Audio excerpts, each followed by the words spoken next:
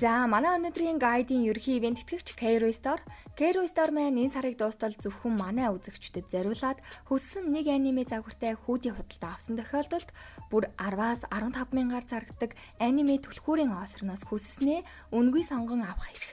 Эсвэл хүссэн аниме 50 ширхэгтэй наадаг стикер сонгон авах бэлэгтээ маш гоё урамшууллыг зүрхнүүдэд минь зарлжээ.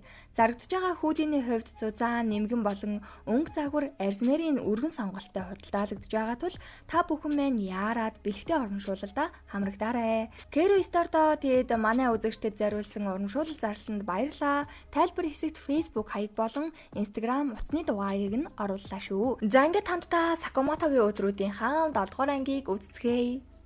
Сакамотогийн маань ээлжид нэгэн өдөр охиныхоо сургууль дээр эцэг эхийн өдөрлөгт оролцож байгаагаар эхэлнэ.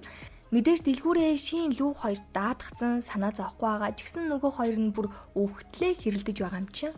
Чи өстө миний үгэнд орох ёстой даргаыг байхгүй үед бол би энд боосон шүү мүү аригчин хүүхэн минь гэдэл нөгөө хүнч бууж өгөхгүй битээ солиор чи өрн хийний юу юм гэд бүр буузаараа байлдаад сүүлд нь чиний энэ бодол уншдаг байдал чинь угаасаа хүмүүст гай болдог гэж хэлсэн чинь шин бүр нэг сонь царайлаад явчтээ. Нөгөө уйлдаг алуурчин маань эднийд нэрэ хаяа ирж хаягдл хоол авч иддэг болсон байлээ шүү сонноос. За хамгийн гол нь манай хоёрын маргалдаан Лүү шиний ногоо хормогчийг өмснөөс болсон байхгүй юу?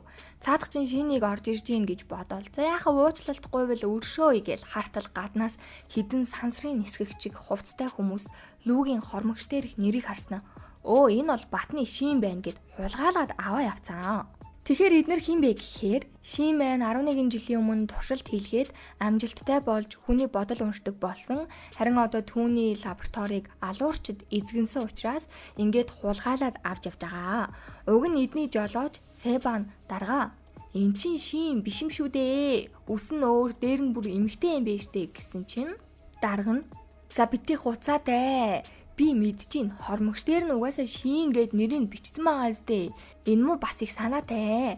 Олон жилийн дараа өөрийгөө олоолахгүйгээд мис засалд ороод эмэгтэй болж моолцсон.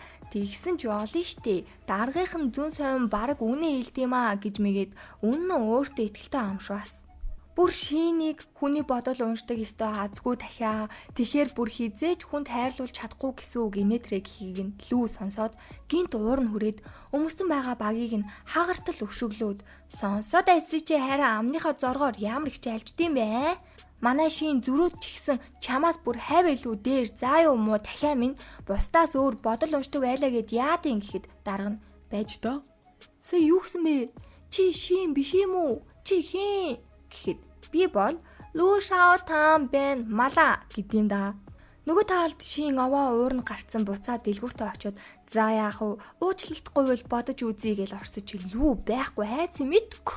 Тэгэл Сакамото тэр хэд ч гэсэн яг ирж таарал азар нөгөө хормогчных нь нэр хэсэгт нь Сакамото маань байршил тогтоогч аль хэдийн суйрлуулсан байсан учраас хаана явж байгааг нь төвөггүй болоод очилгүй л яахав дээ. Сансрын нисгэгчийн хувцастай гарууд бол яана буруу хүнээ барьсан байна одоо баригдуулста даргад батаараа алуулах юм чин шинийг хүүсээ сайлуулад эмэгтэй болсон гэд худлаа хэлж хүү гэхэд Лүү маань дотроо би ч өстой тэнийг архичин хүүхэн юм да. Шиний зүрх сэтгэлийг сэмэлж муухай үг хэлсэн одоо ингээд амсах ёстой зүйлээ амсаад үүлийн үрээ идэлж байна гэд сүртэй юм бодсон байхад домогт ах маань шинтэй хамт яг зэрэгцэд Лүүгээ аврах гэд ирсэн байгаа юм чинь. Тэгснээ бүр юу ч олоогүй юм шиг манай буудч охиныг буцааж өгмөг гэд сансрын нисгэгчийн хувцтай хідэн гарууд ууг нөгөө хоёрыг зохицуулах гээд нэг нэгээрээ мотоциклтэй гарсан ч гарынх нь чилээгч гаргаж чадахгүй штэ. Эцэст нь тэгээд барахгүй болохоор Танака дарга нь өөрөө жолоогоо бариад Себа гэх залууг зохицуул гэд явуулна. Яа тэгсэн чинь Себа гэдэг залуу нь бас л нилээн дог залуу байдаг. Хамгийн гол нь шууд өөрийгөө алга болгож чаддсан билээ. Тэг шууд алга болоод шинийг нэг л зогсоогон хүүрхэн амьтан шууд машин дээр унаад бас Сакамото дээр очиод па алдарт ах гэж даапаалснаа мотоциклтэй нонголтуулчдیں۔ За тэгээ манай хоёр чинь ярилцаад яаж ч байж исэн архичин буудсчин охиноо аварнаа гэд музейгээр халахалсан нөгөө лабораторийн газарт ирлээ. За музей рүү ороод бүр динозаврын баг маг өмсөөд манай хоёр чинь зураг даруулчаад халахвч болгоод л нөгөө бага өмсөөд л явж гинэ. Нөгөө талд Лүмэн Тичиг нээл нэг тэрэгнэр хүлүүлж гисэн явж адил тэдний босс гэх нөгөө Сларын гишүүн Кашима гэд буган багтай битүү ойдол болсон эвгүй гар хүлээж авахд баг удирдах явсан дарга Танака нь энэ охин бол Шин гэж худлаа ярьсныг нь Себа шууд үгүйсгэж жинхэнэ нь өөр газарт байгаа энэ охин Шин биш гэд хэлчихэж байгаа. Тэгэл Танака Жижи Лүтэй хамт тэрэгэн дээр түрэгдлээ. Өөхөх ах уу бараг.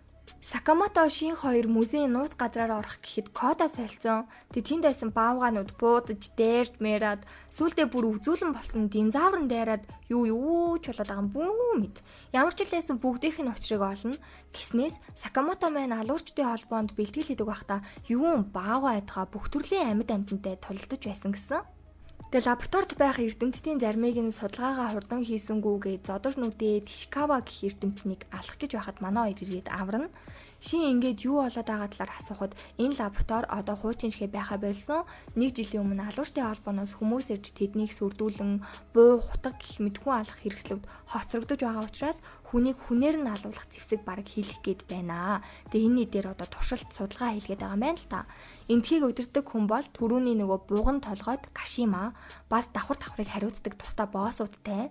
Манай хоёр тулд нь энтер гэхэд эрдэмт нь найгаад гял хоёулангийн шүүгээр үжихэд тэгээ нөгөө давхрынх нь босс нь сэжиг аваад за Чарл Бакуда энд яг юу болоод байгаа юм бэ? Надаас яг юу нуугаад байгаа юм бэ? Үннээ хэлмэл гээл. Явж өгч гэнэ үү? Харин шоронд орсон байгаа Танака намайг авраарай бэбс. Би яг юу буруу хийсэн бэ? Би буруу юм хийгээгүй штэ гэж хөрлөөл. Лүмэн харин нэг чулуу харьцсан. Чаавас энэ төмрийг эвдэх гээд агшуг байгаа юм. Тэгсэн цаанаас нь энэ лабораторийн өмнөх дарга нь байсан эрдэмтэн Асакура бас хоригдсон байж байгаа харагдана. За энийг хардаа би өмнөх анги дээр хэлжсэн да. Алсан хүн болгоныхаа дараа X тэмдэглэгээ үлдээдэг Slар гэд баг гэд байсан да тий. Тэгэхээр одоо энтхийг энэ хэд бүрэн эрх мэдэлтэй авцсан гэж хэлж болно. Энэ давхрыг хариуцдаг хоёр мөрөн дээр 3 ширхэг зүү хатгцсан. Зүүний тариур хатгцсан нэг эвгүүн хүр орж ирээл нөгөө хэдийг мэн дарамтлаастай. Тэгээ нөгөө шүүгэнээс Шин гараад ирсэн. Сакамото маань тарган болохоор зайл тэндээ гацаад бүр гарч чаддгүй. Ядаж энэ босс нь нилээн хүчтэй.